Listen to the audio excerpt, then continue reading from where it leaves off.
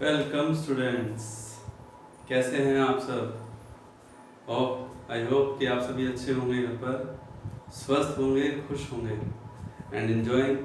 Obviously वो तो कर ही रहे होंगे आप। लेकिन साथ साथ एक चीज़ मैं आपको बता देना चाहता हूँ कि आपके पास टाइम है, इसीलिए इस टाइम का अच्छे से फ़ायदा उठाइए। क्लियर? ठीक है। अपने टाइम टेबल को, अपने रूटीन को जो है प्रॉपरली मेंटेन कीजिए।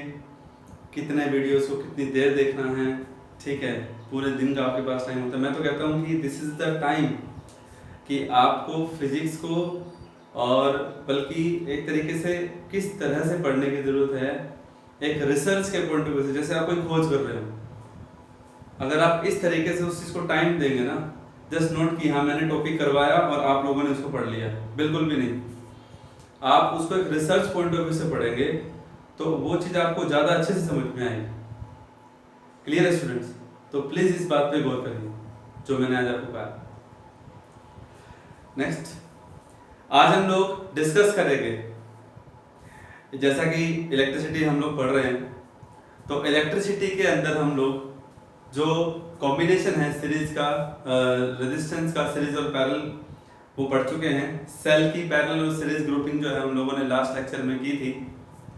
अब हम लोग जो आज पढ़ने जा रहे हैं उनमें सबसे पहला टॉपिक है, जो मेन टॉपिक है वो है हीटिंग इफेक्ट ऑफ करंट।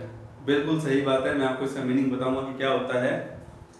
उसके अंदर हम लोग पढ़ेंगे joules law of heating, mechanical equivalent of heat, electrical power, rated value of electrical appliances, power factor और ल्यूमेन। ठीक। और मैं आपको इसके अलावा अगर और टर्म्स की जरूरत होगी तो मैं आपको जरूर बताऊंगा कि इन टर्म्स का क्या मीनिंग है। तो यस स्टूडेंट्स, चलिए आइए समझते हैं। बहुत बढ़िया तरीके से आराम से समझना है। इसका मीनिंग जानिए। सबसे पहले हीटिंग इफेक्ट ऑफ करंट, इसका क्या मतलब? हीटिंग इफेक्ट ऑफ करंट का क्या मतलब बच्चों? हीट मतलब गर्म होना, इफेक्ट मतलब प्रभाव, किसका? करंट का। बिल्कुल सही बात है। अब अपने को हीट एनर्जी हमें पता है क्या होती है, द सेंसेशन ऑफ हॉटनेस, है ना। इस समय आप लोग जानते हैं बिल्कुल सही कि लू चल रही है, heat waves are going on, है ना। टेम्परेचर बढ़ रहा है, गर्मी का अनुभव हम लोगों को हो रहा है ना, बहुत ज्यादा। बिल्कुल सही बात। तो पॉइंट क्या है, लेकिन यहाँ पे जो हीट एनर्जी है हमें उसका इफेक्ट देखना है by the current, heating effect of current. यानी कि इलेक्ट्रिसिटी को ध्यान में रखते हुए जो अप्लायंसेस इलेक्ट्रिसिटी से चलते हैं, जब उनमें करंट फ्लो करता है तो हम सब जानते हैं और हम सबको जानना भी चाहिए कि वो सब इलेक्ट्रिकल अप्लायंसेस करंट पास होने के दौरान, अपने वर्किंग के दौरान, अपने फंक्शन के दौरान गर्म हो जाते हैं।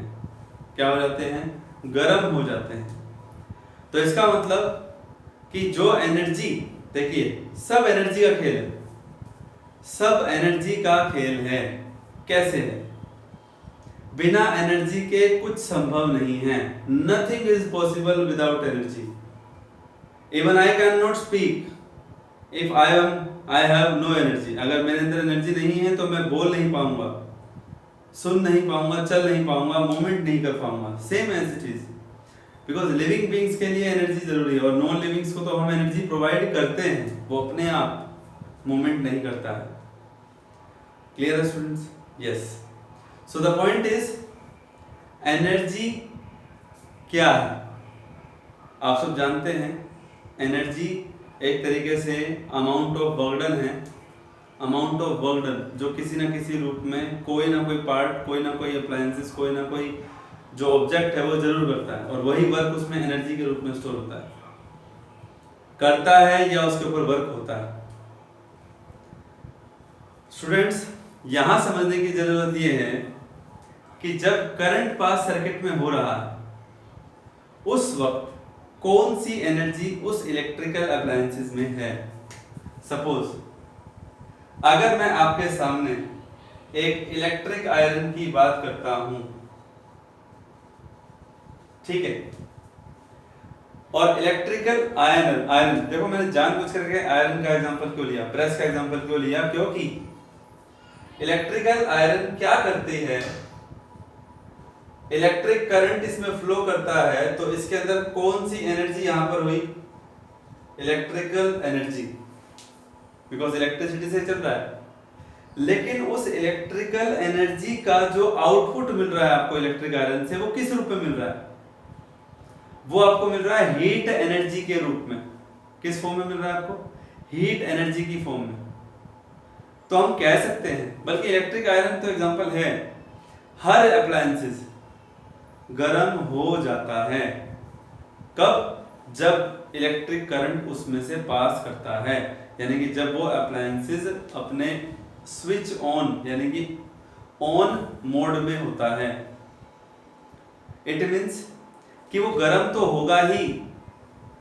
अब वो गर्माहट, वो एनर्जी उसे मिली कहां से, साइंस यही है, फिजिक्स यही है कि वो एनर्जी आई कहां से। अब एक सिंपल सा लॉजिक अगर देखूं कि इलेक्ट्रिकल एनर्जी से ये चला, पर इलेक्ट्रिकल एनर्जी किस में कन्वर्ट हुआ, हीट एनर्जी में। इलेक्ट्रिकल आयरन की बात कर रहा हूं, ठीक है। ऐसे आपको कई सारे एग्जांपल समझने हैं अभी कि यहां इलेक्ट्रिकल एनर्जी कन्वर्ट हो रही है हीट एनर्जी में, ठीक है स्टूडेंट्स। इलेक्ट्रिक आयरन के अलावा और डिवाइसेस के नाम देखो आप, कन्वर्ट हो रही है ना, आउटपुट में इलेक्ट्रिसिटी तो नहीं मिल रही ना। इट मींस वो तो हर एक में है, हर एक इलेक्ट्रिकल अप्लायंस का जो अपना अपना फंक्शन होता है, पंखा, फैन, इलेक्ट्रिसिटी से चल रहा है, ठीक है। एक हाथ वाला पंखा भी होता है, वहां इलेक्ट्रिसिटी का कोई इस्तेमाल नहीं है, वो तो मैकेनिकल एनर्जी है। हम अपने हाथ से पंखा हिला रहे हैं, मैकेनिकल है, वो हमें पंखा दे रहा है, तो मैकेनिकल कन्वर्ट इनटू मैकेनिकल। लेकिन जो इलेक्ट्रिकल फैन है उसमें क्या है, इलेक्ट्रिसिटी से चलते हैं लेकिन आउटपुट में आपको मैकेनिकल एनर्जी प्रोवाइड करते हैं। क्या प्रोवाइड करते हैं, mechanical energy. And I think you are not study first time mechanical energy. Kinetic energy और पोटेंशियल एनर्जी के सम को मैकेनिकल एनर्जी कहते हैं। ये आपके लिए नया नहीं है, आई होप बच्चों आपको याद होगा, और नहीं भी याद है तो आपने सुन लिया होगा। तो इलेक्ट्रिकल आयरन की अगर मैं बात करता हूं तो इलेक्ट्रिक एनर्जी हीट एनर्जी में कन्वर्ट हो रही है। अगर हम बात करते हैं इलेक्ट्रिक रोड की, सर्दी के दिन होते हैं तो पानी गर्म करने के लिए इलेक्ट्रिक रोड का इस्तेमाल करते हैं।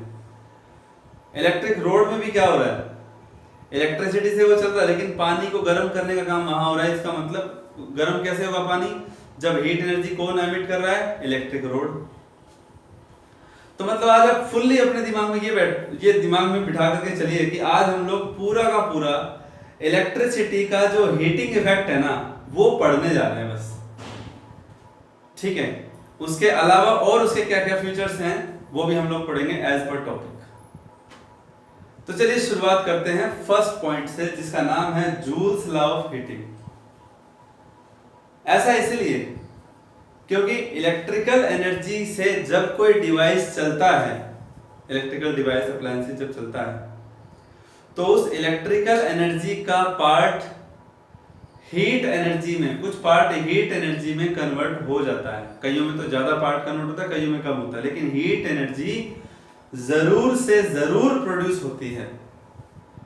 अब सवाल यह है कि वो हीट एनर्जी कितनी प्रोड्यूस होती है और कैसे प्रोड्यूस हो रही है। ये कौन सा लॉ हम लोगों ने पढ़ा, आपको याद हो, law of conservation of energy, प्रकृति का नियम है भैया। क्या एनर्जी डिस्ट्रॉय नहीं होती, एनर्जी के रूप बदलते रहते हैं।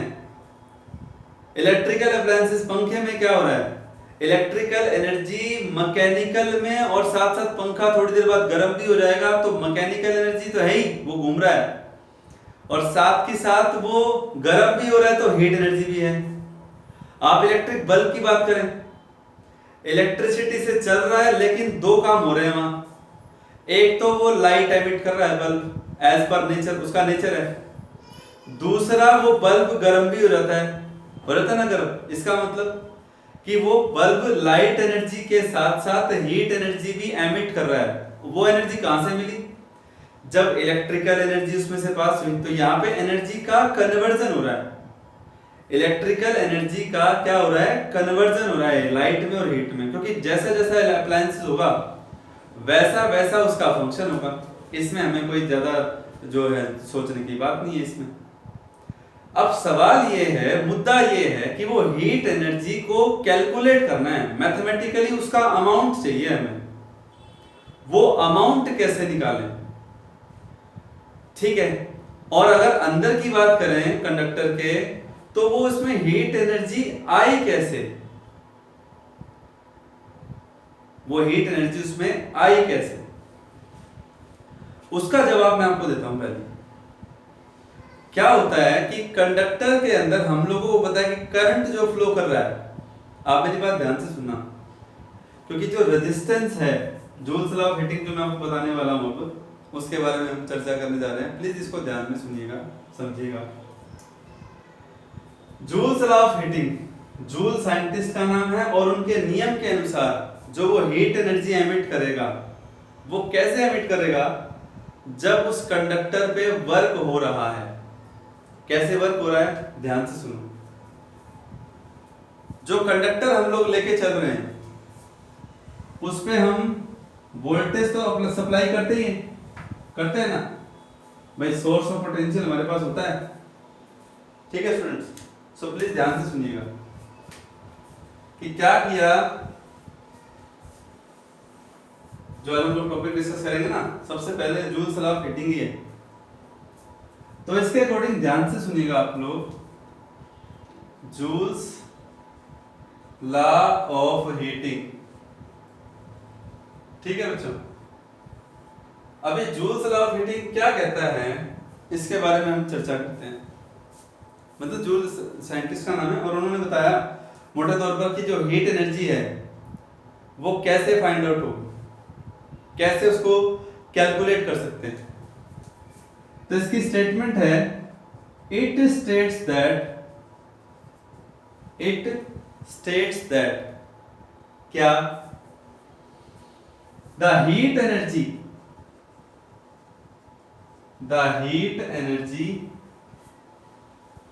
emitted by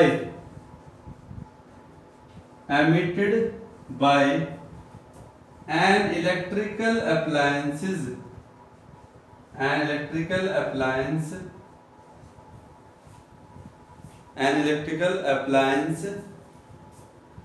depends on following factors।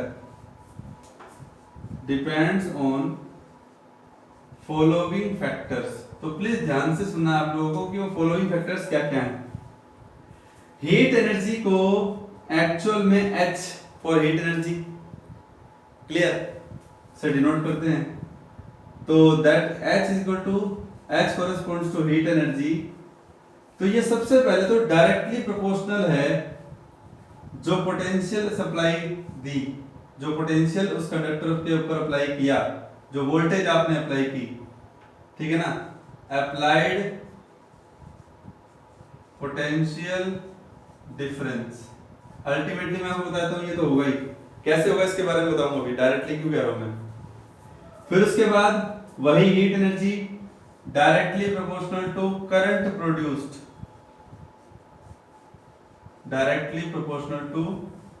Produced, जो उसमें होगा। और फिर तीसरा फैक्टर है directly proportional to time.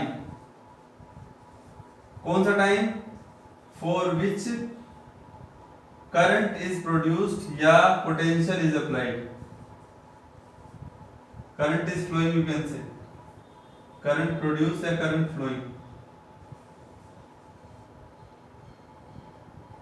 Current flow, for which current flow. ये तीन फैक्टर आपके सामने है बच्चों, जिसके ऊपर हीट एनर्जी डिपेंड करती है। लेकिन कैसे, इसके बारे में चर्चा करना बहुत जरूरी है। लेकिन सबसे पहले अगर हम इन तीनों फैक्टर को कंबाइन कर लें, कंबाइन दीज, मैं आपको रफली समझाऊंगा, पहले आप स्टेटमेंट के तौर पर जाइए कि H proportional to V into में I इनटू में T, तीनों डायरेक्टली है, तीनों क्या है, डायरेक्टली प्रोपोर्शनल है, क्लियर है। और उसके बाद प्रोपोर्शनल के साइन को हम लोग कह सकते हैं कि एक इक्वल साइन में कन्वर्ट करेंगे और एक कांस्टेंट आएगा, और उस कांस्टेंट ऑफ प्रोपोर्शनैलिटी को हम लोग बाद में 1 पुट कर देंगे for simplicity. So put k equal to 1, तो k क्या है, कांस्टेंट ऑफ प्रोपोर्शनैलिटी है। What is k, constant of proportionality. ठीक है, बात समझ में आ गई। तो ऐसे में बच्चों जैसे ही k की वैल्यू को 1 पुट करेंगे तो लास्ट में जो हीट एनर्जी का एक्सप्रेशन निकल करके आएगा वो V इंटू में I इंटू में T के इक्वल होगा। ठीक है, एक बात का ध्यान रखना है, अभी ये एक सिंगल फॉर्मूला नहीं है। स्क्रीन को पॉज करके आप इसको नोट जरूर कर लें। जूल्स लॉ ऑफ हीटिंग का क्या मतलब है, डायरेक्टली प्रोपोर्शनल टू V। अब इसका मीनिंग समझिए, जितनी ज्यादा हाई वोल्टेज आप सप्लाई करेंगे उतनी ज्यादा हीट एनर्जी वो अप्लायंसेस निकालेगा, नंबर 1। नंबर 2, अब इस पे भी आऊंगा कि अप्लायंसेस कितनी ज्यादा हीट एनर्जी निकालेगा, ये कब हो सकता है। Number 2, directly proportional to current produced. जितना ज्यादा करंट प्रोड्यूस्ड होगा उतनी ज्यादा हीट एनर्जी उसमें से निकलेगी, और जितनी ज्यादा देर के लिए आप अप्लायंसेस को चलाएंगे उतना ज्यादा अप्लायंसेस गर्म होगा। ये हम सब जानते हैं। हम सब जानते हैं कि फॉर एग्जांपल आप मोबाइल ज्यादा देर तक चलाएंगे तो आपका मोबाइल की जो बैटरी है, जो पार्ट है, वो गर्म हो जाता है। तो एक छोटा सा एग्जांपल है तो कि ज्यादा टाइम तक चलाने का मतलब भी ज्यादा हीट एनर्जी उस अप्लायंसेस के द्वारा एमिट करना होता है। क्लियर? तो तीनों फैक्टर को कंबाइन किया तो हमारे पास क्या आया, that is V into I into T। Constant of proportionality को हमने यहां से हटा दिया, then H equal to VIT हमारे पास आ गया। तो बच्चों एक पॉइंट तो था ये, लेकिन अभी भी फैक्टर पता लग गया, जूल्स लॉ ऑफ हीटिंग का मीनिंग पता लग गया हमें। मैं फिर से कहूंगा आप इस चीज को नोट कर लें, ठीक है। लेकिन उसके बाद VIT के अलावा जो और फॉर्मूला यहां हो सकता है वो क्या हो सकता है, ध्यान से देखना। By Ohm's law, by Ohm's law हम जानते हैं कि जो V है वो करंट इनटू रेजिस्टेंस किसका, उस अप्लायंसेस का, के इक्वल होता है IR। ठीक, तो यहां से अगर V की वैल्यू को उस फॉर्मूले में रखते हैं देन हमारे पास रिजल्ट आता है H is equal to I square R multiply T, I square RT। तो एक फॉर्मूला और तैयार हो गया हमारे पास। ठीक है, कितने फॉर्मूले तैयार हो गए, 2 तैयार हो गए। फर्स्ट ये है जो ओरिजिनल है, फिर ओम्स लॉ को पुट कर दिया, सेकंड ये आ गया। अब यहां देखोगे तो करंट का स्क्वायर है ना। मैं बेसिकली इस पे आऊंगा कि वो बेसिक फॉर्मूला वो है। उसके बाद एक और फॉर्मूला जो हम यहां से बना सकते हैं, कैसे, again from Ohm's law, again by Ohm's law. क्या मालूम है हमें, वही V equal to R I, V equal to R I, ये मालूम है हमें। तो यहां से अगर हम I निकालें तो वो निकल करके आता है V अपॉन में R। क्या निकल करके आता है, V अपॉन में R। ठीक है स्टूडेंट्स, तो ऐसे में अगर वो V अपॉन में R निकल करके आ रहा है तो क्या होगा, ध्यान दीजिए, V अपॉन में R अगर निकल करके आ रहा है तो क्या होगा, बाय 1। ये हम जब पुट करेंगे उसमें तब हमारे पास फॉर्मूला आ जाएगा निकल करके H equal to V square T upon में R।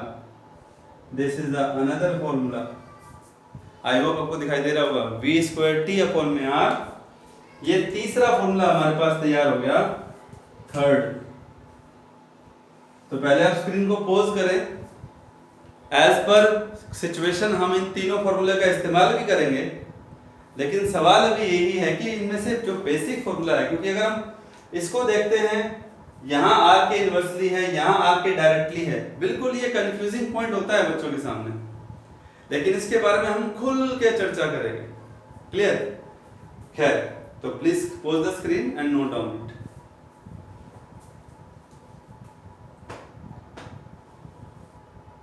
ओके, नेक्स्ट सवाल ये है बच्चों कि ये VIT एक्चुअल में आया कैसे। मतलब मैं यूं कहूं कि उस अप्लायंसेस में हीट एनर्जी प्रोड्यूस कैसे हुई।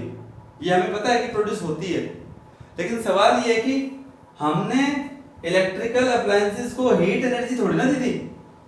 क्वेश्चन आपको समझ में आ रहा है ना कि जब हम किसी इलेक्ट्रिकल अप्लायंसेस को ऑन करते हैं तो हम उसको इलेक्ट्रिकल एनर्जी प्रोवाइड कर रहे हैं, हम उसे कोई हीट एनर्जी थोड़ी ना दे रहे हैं जो हमें वो आउटपुट में भी हीट एनर्जी दे रहा है। ये बात होता है। इसका मतलब ये कंफर्म है कि हम इलेक्ट्रिकल एनर्जी दे रहे हैं, उसका कन्वर्जन किसी और फॉर्म में हो रहा है as per law of conservation of energy. लेकिन सवाल ये है कि कैसे हो रहा है। इलेक्ट्रिकल एनर्जी देने पर हीट एनर्जी कैसे हमें आउटपुट में मिल रही है, ये हमें समझना है। चलिए आइए समझते हैं। तो आई होप आप लोगों ने इसको नोट कर लिया होगा। अब जो मैं आपको समझाऊंगा वो आपको रफली समझना है, सुनना है ध्यान से उसको, ठीक है। नोट तो आपने ये कर लिया होगा। ये 3 फॉर्मूले मैंने आपके सामने जो नोट बताए हैं अभी आपको, ये तीनों आपको जो हैं देखने हैं, ठीक है। लेकिन सवाल ये कि वो बेसिक फॉर्मूला जो था ना VIT, वो कैसे मैंने आपको बताया। चलिए मैं आपको बताता हूं, आपको कुछ हेल्प हो जाएगी इसमें, कुछ क्या काफी हेल्प हो जाएगी। एक बात बताइए, एक काम करते हैं, मैंने एक कंडक्टर लिया, कंडक्टर किस शेप का लिया, एक वायर हम लोगों ने ली। वायर की शेप सिलिंड्रिकल होती, मैं जानबूझ करके थोड़ा सा सिलिंड्रिकल पतली वायर होती है तो उसकी शेप सिलिंड्रिकल होती है, तो मैं यहाँ पे उसकी मैग्नीफाइड इमेज आप लोगों के सामने शो कर रहा हूं कुछ पार्ट। अब मेटल तो है ही, and we know very well कि मेटल के अंदर फ्री इलेक्ट्रॉन्स होते हैं। और क्या होता है भाई, point to be noted, basic चीज बता रहा हूं, अलग बिल्कुल नहीं है, ध्यान से सुनना, ध्यान से सुनना कि मेटल के अंदर, मेटल क्या, हर चीज में एटम होता है। अब मेटल के अंदर एटम की जो साइट्स है, जो एटम अपने जिस जगह पर हैं, तो हर एटम का स्ट्रक्चर होता है न्यूक्लियस, न्यूक्लियस के चारों तरफ घूमते हुए इलेक्ट्रॉन्स।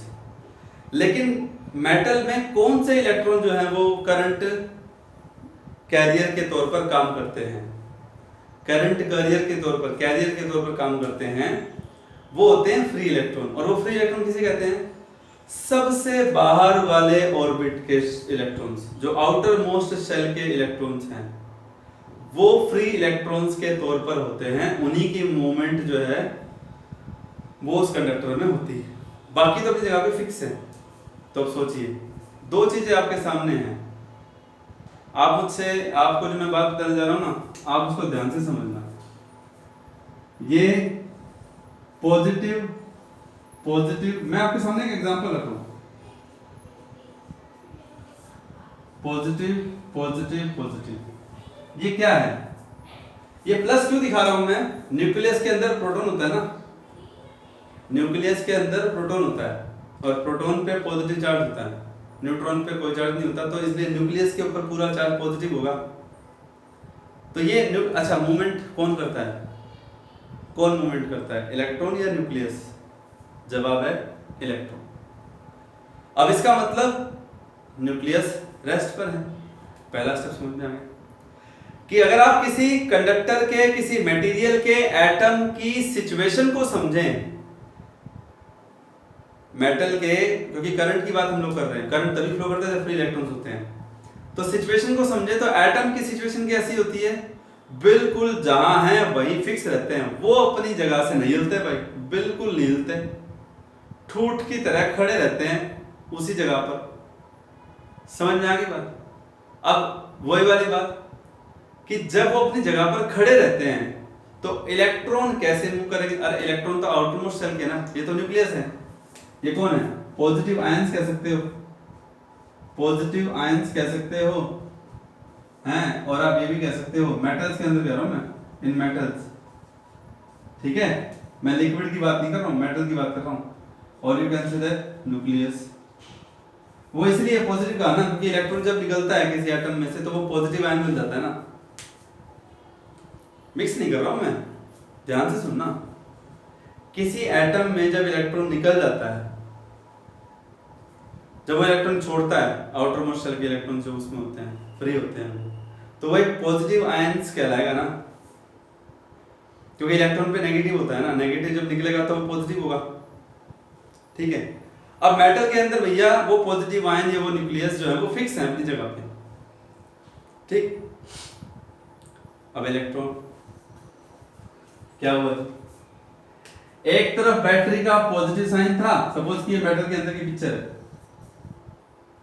एक तरफ वायर से यहां से नेगेटिव कनेक्ट कर दिया, एक तरफ यहां से पॉजिटिव से कनेक्ट कर दिया बैटरी से उस मेटल को। अब इलेक्ट्रॉन की पिक्चर क्या होगी, वो बेचारे इलेक्ट्रॉन कहाँ है, मान लीजिए छोटे छोटे डॉट को मैं इलेक्ट्रॉन दिखा रहा हूं,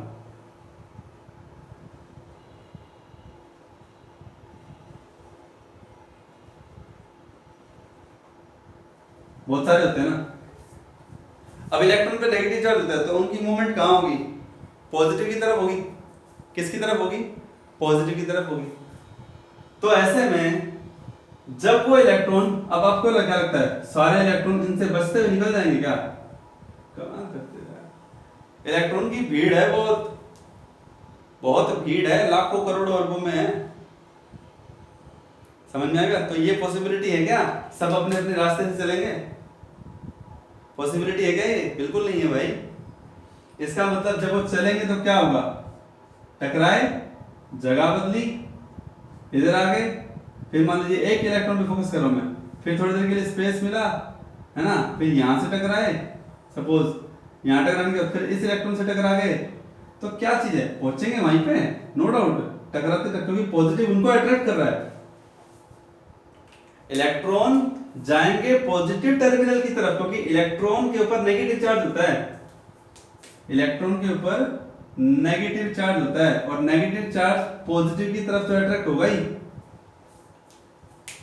सवाल वही है अभी, सर आप क्या कौन सी स्टोरी सुना रहे हो, स्टोरी नहीं सुना रहा बच्चों, बता, स्टोरी नहीं है ये, फैक्ट है ये। मेटल के अंदर जो इलेक्ट्रॉन जब पोटेंशियल बाहर से अप्लाई करते हैं तो इलेक्ट्रॉन पॉजिटिव टर्मिनल की तरफ जाते हुए आपस में दूसरे इलेक्ट्रॉन के साथ भी टकराते हैं, नंबर एक, और इन पॉजिटिव आयंस के साथ भी टकराते हैं, मतलब न्यूक्लियस के साथ भी टकराते हैं। और बेटा जो ये टकराना होता है ना, टकराने से एनर्जी ट्रांसफर होती है, ये आप सब भी जानते हैं, टकराने से एनर्जी ट्रांसफर होती है। और जब एनर्जी टकराने से पॉजिटिव वाला चार्ज अपनी जगह से बेशक ना ही ले, लेकिन वो एनर्जी तो ले ही रहा है। इलेक्ट्रॉन जब उस पॉजिटिव आयन से टकराएगा, इलेक्ट्रॉन इलेक्ट्रॉन आपस में जब टकराएंगे तो भैया वो पॉजिटिव आयन एनर्जी तो ले ही रहा है, एब्जॉर्ब कर रहा है, और वो जो एनर्जी है ना वो उसके नेचुरल यानी कि रूम टेम्परेचर, जो उसका टेम्परेचर था उसको बढ़ा रही है, क्या कर रही है, बढ़ा रही है उसके टेम्परेचर को। अब किसी ने कहा कि सर अगर बैटरी अप्लाई नहीं करते तो क्या इलेक्ट्रॉन नहीं टकरा, टकरा तब भी रहते, ठीक है, लेकिन जिनकी उनकी एवरेज वेलोसिटी 0 थी, टेम्परेचर उसका तब भी है कुछ ना कुछ, लेकिन जब बात पोटेंशियल डिफरेंस, उसका टेम्परेचर रूम टेम्परेचर कहलाता है ना, लेकिन जब बात आती है उसके ऊपर पोटेंशियल डिफरेंस अप्लाई करने की, उसके बाद की सिचुएशन क्या है, ध्यान से सुनो, उसके बाद की सिचुएशन ये है कि ये इलेक्ट्रॉन आपस में टकराते हैं और पॉजिटिव आयन के साथ टकराते हैं, पॉजिटिव आयन यानी कि न्यूक्लियस के साथ जब ये टकराते हैं ना, स्ट्राइक करते हैं, कोलाइड करते हैं, then nucleus absorbs some energy and that energy increase their temperature, और टेम्परेचर बढ़ेगा उसी को तो कहते हैं हीट एनर्जी निकलेगी, ठीक है। अब ध्यान से सुनना, इलेक्ट्रॉन के ऊपर चार्ज ई होता है, वैसे चार्ज को क्यों से शो करते हैं, करते हैं ना शो, ठीक। अब आपको पता होना चाहिए कि जो वर्क डन होता है W, W और जो पोटेंशियल डिफरेंस V अप्लाई कर रहे हैं, इन तीनों में क्या रिलेशन होता है? इन तीनों में रिलेशन होता है V equal to W by Q और W equal to V into Q. होता है ना? क्यू मतलब चार्ज का फ्लो करना, V का मतलब जो हमने पोटेंशियल अप्लाई कर रखा है। वर्क किस पे हुआ? कौन मूव कर रहा है? जो मूव कर रहा है वर्क उसी पे तो हो रहा है। मूव कर रहे हैं इलेक्ट्रॉन मेटल के अंदर, है क्या नहीं? कब इलेक्ट्रॉन कब कर रहे हैं? जब V पोटेंशियल अप्लाई कर रहे हैं उन पे। और उन इलेक्ट्रॉन के मूवमेंट से क्या हो रहा है? करंट फ्लो हो रहा है। और करंट और चार्ज का रिलेशन क्या होता है? Q by T. और Q इक्वल टू क्या होता है? I multiply T. और Q की जगह यहाँ पे जब I मल्टीप्लाई टी रखा तो बन गया VIT। और यहाँ VIT किसके इक्वल है? वर्क डन के इक्वल है। तो इसका मतलब ये वर्क किसने किया और इस वर्क से रिजल्ट क्या मिल रहा है बाहर? वर्क किया सोर्स ऑफ पोटेंशियल ने। किस पे किया? चार्ज पार्टिकल पे, जिससे वो एटम के साथ टकराए। टकराने से वो वर्क क्या अपीयर करेगा? हीट एनर्जी, क्योंकि वर्क इक्वल टू एनर्जी होता है, ये आप सब जानते हो। अब वो वर्क कैसी एनर्जी प्रोड्यूस कर रहा है तो उस वर्क को उस एनर्जी के बराबर का नाम दे देंगे। अब यहाँ वर्क चार्ज पार्टिकल पे हो रहा है पोटेंशियल डिफरेंस अप्लाई करने पर, तो VIT के बराबर वर्क हो रहा है। और यही वर्क इलेक्ट्रिकल अप्लायंसेस में हीट एनर्जी के तौर पर क्या नाम है? रिलीज होगा। तो इस वीडियो को ध्यान से सुन लेना, जो पिछले 10-15 मिनट से मैं बोल रहा हूं उसको ध्यान से रिपीट करके सुन लेना, आपको समझ में आ जाएगा कि अल्टीमेटली जो work done by the charge particle on the charge particle जो हो रहा है, that appear as the heat energy H equal to VIT। तभी मैंने लिखा तो बेसिक फॉर्मूला क्या था एनर्जी का? VIT था। आई होप आपको समझ में आ गया होगा। तो बच्चों ये तो था हीट एनर्जी प्रोड्यूस कैसे हुई उसका मैकेनिज्म। अब हम आते हैं अगले टॉपिक पे। फर्स्ट कंप्लीट, सेकंड पे। सेकंड में वर्ड लिखा हुआ है, जूल के नाम से शुरुआत है इसकी, लेकिन इसका क्या लिखा हुआ है? Mechanical equivalent. Mechanical equivalent of heat. अब मैं आपको ना एक बात बता देता हूँ यहाँ से। देखो हर चीज में ना कुछ नया होता है, तो नया होता है तो उसको समझना भी चाहिए, है ना? उसको अपने को गौर में भी लाना चाहिए कि क्या उसका मीनिंग है। ठीक है बच्चों, पहले मैं आपको ये बता देता हूं, हीट एनर्जी को जो है यूनिट ऑफ हीट एनर्जी वो कैलोरी भी है। कैलोरी, ठीक है? हीट एनर्जी का जो यूनिट है वो कैलोरी भी है। समझ रहे आपने बात को? तो कैलोरी में भी उसको मेजर करते हैं। ठीक है बच्चों, तो कैलोरी के साथ साथ आपको पता है वैसे तो ऐसे यूनिट जूल होती है, और 1 calorie equal to 4.2 joule. 4.2 joule होती है। तो मैं अब आपको जो बताने जा रहा हूं अल्टीमेटली कि क्या नाम है, क्या मीनिंग है इसका? Joule's mechanical equivalent of heat का क्या मतलब है, ये हमें समझना है। तो बच्चों इसका मीनिंग समझिए आप। Joule's mechanical equivalent of heat का मीनिंग है कि जो हीट एनर्जी जो हम निकालते हैं, हीट एनर्जी H, जो हमारा फॉर्मूला है ना, कौन सा? VIT I²RT फिर V²T/R। ये जो रिजल्ट था ना, ये तब तो था सबका सब जूल में, J4 जूल था, ये सब जूल में था। क्या था? जूल में था। अब हम जानते हैं कि इसको हम क्या नाम है, कैलोरी में डिवाइड करना चाहते हैं, कन्वर्ट करना चाहते हैं। तब हमें क्या करना है? नाउ, और इसको ना एक स्पेशल सिंबल से लिखते हैं, जो होता है ये उसकी तरह ही है। क्या नाम है? कैलोरी की तरह, जे की तरह लिखते हैं, लेकिन इसको लिखते कैसे हैं? अच्छा एक मिनट यहां से आप एक काम करो, पहले 1 जूल को निकालो कि 1 जूल में कितनी कैलोरी होगी, 1 जूल में कितनी कैलोरी होंगी। जूल पर कैलोरी आ जाएगा ना, सिस्टम हिसाब आ जाएगा। तो ये आ जाएगा 1 जूल इक्वल टू 1/4.2, क्योंकि 1 कैलोरी इक्वल टू 4.2 जूल, तो 1 joule equal to 1/4.2 calorie. Short में लिख सकते हैं, इसको लिख सकते हैं ना, समझ में आई बात। तो इसका मतलब है Joule's mechanical equivalent of heat, ये तो यूनिट हो गई। जो अब मैं आपको बताने जा रहा हूं वो क्या है कि H को डिवाइड कर दो J से, इस J से, तो इसका मीनिंग हो जाएगा क्या, VIT divide by 4.2 I square RT divide by 4.2 और V square T divide by 4.2 R। Now it convert into calorie.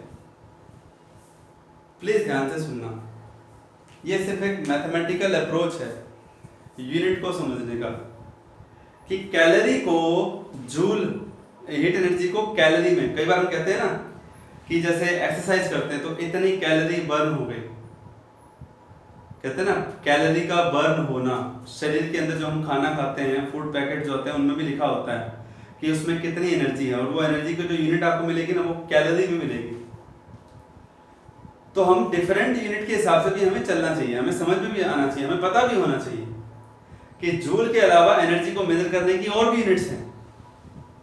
Am I right? And I hope आपको समझ में भी आ रहा होगा। तो बच्चों, Joule's mechanical equivalent of heat क्या कहता है कि heat is measured into in unit of calorie. Heat can be measured also in units of calorie. और इसका मीनिंग ये है, मैकेनिकल इक्विवेलेंट का मतलब ये है कि अगर हम 4.2 जूल के बराबर मैकेनिकली अगर हम कोई काम करते हैं, जैसे मान लीजिए अगर मैं भाग रहा हूं, तो 1 कैलोरी कब बर्न होगी, जब 4.2 जूल वर्क होगा। तो 4.2 जूल वर्क देखें तो एक वो मैकेनिकल टर्म के हिसाब से आता है, और कैलोरी मतलब उसके कॉरेस्पॉन्डिंग यूनिट है कि उतनी हीट एनर्जी वो बर्न कर रहा है, उतनी एनर्जी वो बर्न कर रहा है, एमिट कर रहा है। तो ये इसका मीनिंग है जस्ट। तो लास्ट बट नॉट लीस्ट, अगर मैं इस चीज के बारे में लिखूं यहाँ पे कि यहां से हम लिखें Joule's mechanical equivalent of heat, इस टॉपिक को हम लोग यहां से शुरुआत करके इसकी, ठीक है, और फिर हम लोग इसको यहां से दिखाते हैं। तो जे क्या है, Joule's mechanical equivalent of heat है, जो कि किससे बराबर होगा, मैं लिख देता हूं यहाँ पे, व्हाट इज जे। इसी का मतलब है, इसी का मीनिंग है, यहां लिखूं Joule's mechanical equivalent of heat, bracket में इसका सिंबल ए ऐसे थोड़ा सा नोकदार। ये जे तो सिंपल है, ये जे एक अलग से प्रेजेंटेशन है इसकी। तो जहां पे जे का मीनिंग क्या होता है, 4.2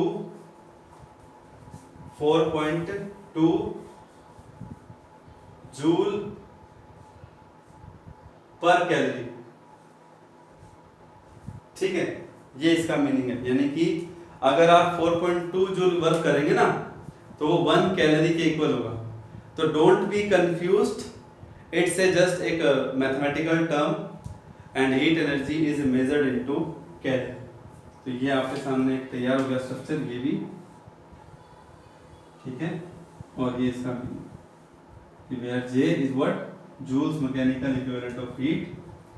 ये क्या में लिखा मैंने, यूनिट ऑफ हीट एनर्जी, ये ठीक है बच्चों, यूनिट ऑफ हीट एनर्जी। तो थोड़ा सा कंजस्टेड हो गया यहाँ पे, लेकिन फिर भी आई होप आपको समझ में आ रहा होगा जो मैंने यहाँ पे समझाने की कोशिश आप लोगों को की है। नेक्स्ट टॉपिक पे आते हैं, इलेक्ट्रिक पावर, ठीक है, पॉज करके स्क्रीन को इसको नोट कर लीजिए। अब हम अपने नेक्स्ट टॉपिक पर आते हैं। यस, नेक्स्ट टॉपिक क्या है, देखिए बच्चों,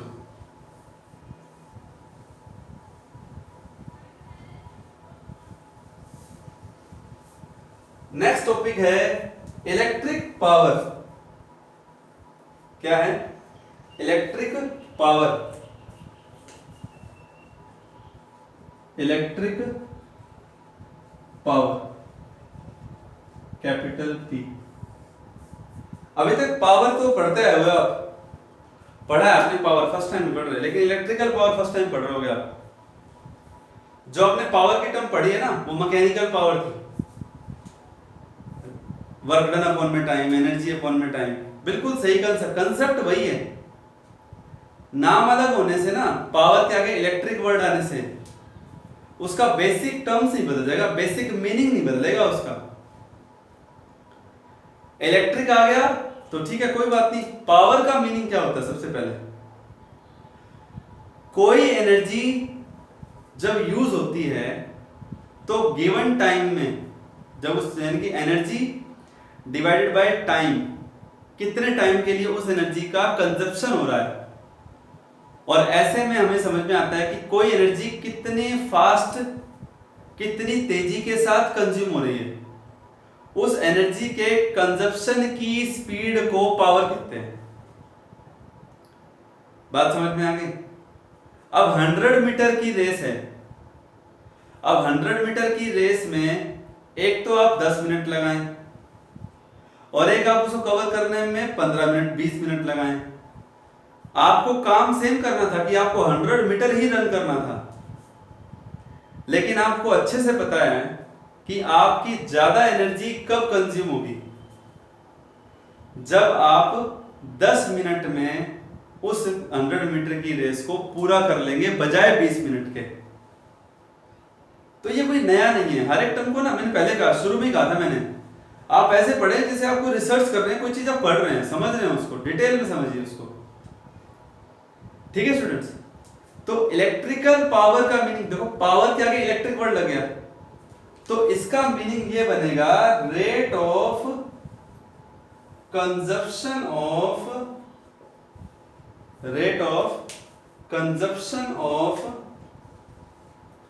इलेक्ट्रिकल एनर्जी। यानी कि कोई भी electrical appliances electrical energy consume तो कर रहा है, पर कितनी तेजी के साथ कर रहा है। Rate of consumption of electrical energy is called electric power, is called electric power. ठीक है बच्चों? And we can say that कि power equal to work upon में टाइम, और you can say that energy upon में time, है ना। और एनर्जी कैसी? इलेक्ट्रिक पावर की बात हो रही है ना, एनर्जी कैसी? Electric energy divide by time, है ना। टाइम कौन सा? जितने टाइम के लिए उस एनर्जी का इस्तेमाल हो रहा है ना, जितने टाइम में वो एनर्जी यूज हो रही है, ये मीनिंग हुआ इसका। तो ऐसे में अगर इसकी ऐसे यूनिट की बात करें ना, ऐसे यूनिट की बात करें तो एनर्जी के लिए होता है जूल, टाइम के लिए सेकंड, तो जूल पर सेकंड हो गया फॉर्मूले के हिसाब से। लेकिन इसकी खुद की भी एक यूनिट है फॉर्मूले के हिसाब से, जिसको बोलते हैं वाट, WATT स्मॉल लेटर में एंड कैपिटल लेटर में W से उसको डिनोट करना है। तो प्लीज ध्यान से सुनिएगा, आगे आगे वर्क को भी W से लिखेंगे, पर वर्क एक क्वांटिटी है, यहाँ वाट W एक यूनिट का इस्तेमाल, यूनिट के रूप में इस्तेमाल हो रही है। हालांकि पावर की बिगर यूनिट भी है, बिगर यूनिट, और बिगर यूनिट से पहले CGS यूनिट भी है पावर की, जैसे एनर्जी की होती है। टाइम तो सेकंड रहेगा, जूल के अलावा डाइन, जो क्या नाम है, नहीं एक मिनट, डाइन नहीं, अर्ग सॉरी, डाइन फोर्स की यूनिट होती है, अर्ग ERG पर सेकंड। तो अर्ग पर सेकंड ये भी जो है यूनिट है पावर की, लेकिन वो CGS यूनिट है। बिगर यूनिट्स की बात करें तो उसमें नाम आता है kilowatt KW, megawatt MW। Kilowatt का मतलब कितना होता है 10⁻³ वाट। ठीक है, मेगावाट का मतलब 10⁶ वाट। फिर गीगावाट भी होता है, गीगावाट GW 10⁶ वाट। ठीक है। अच्छा, एक होता है हॉर्स पावर। हॉर्स पावर को ना कमर्शियल यूनिट कहते हैं। क्या कहते हैं हॉर्स पावर को? कमर्शियल यूनिट कहते हैं पावर की, कमर्शियल यूनिट। ध्यान से सुनना, हम लोग पावर की बात कर रहे हैं ना, तो उसकी एसआई यूनिट के बारे में बता दिया, सीजीएस क्या होता है वो, बिगर क्या होता है ये, और कमर्शियल भी बिगर है, लेकिन नाम क्या है उसका? Horse power, HORSPOWER, horse power, and that horse power is HP। Clear? बात समझ में आ गई? और एक हॉर्स पावर जो है ना बच्चों, 1 हॉर्स पावर जो है ना 746 वाट के इक्वल होता है। इसके इक्वल 746 वाट के इक्वल। तो ये था इलेक्ट्रिक पावर के बारे में कि इलेक्ट्रिक पावर का क्या मीनिंग है। ठीक है। और आप लोगों ने ये जो वाट वर्ड आया है, तो आपने ये अप्लायंसेस पे देखा भी है, वाट लिखा हुआ। इसको स्क्रीन को पॉज करके आप इलेक्ट्रिक पावर के टर्म्स को नोट कर लें। Then we have to, तो पावर अल्टीमेटली क्या है इलेक्ट्रिक पावर? कि हर इलेक्ट्रिकल अप्लायंस की पावर होती है अपने अपने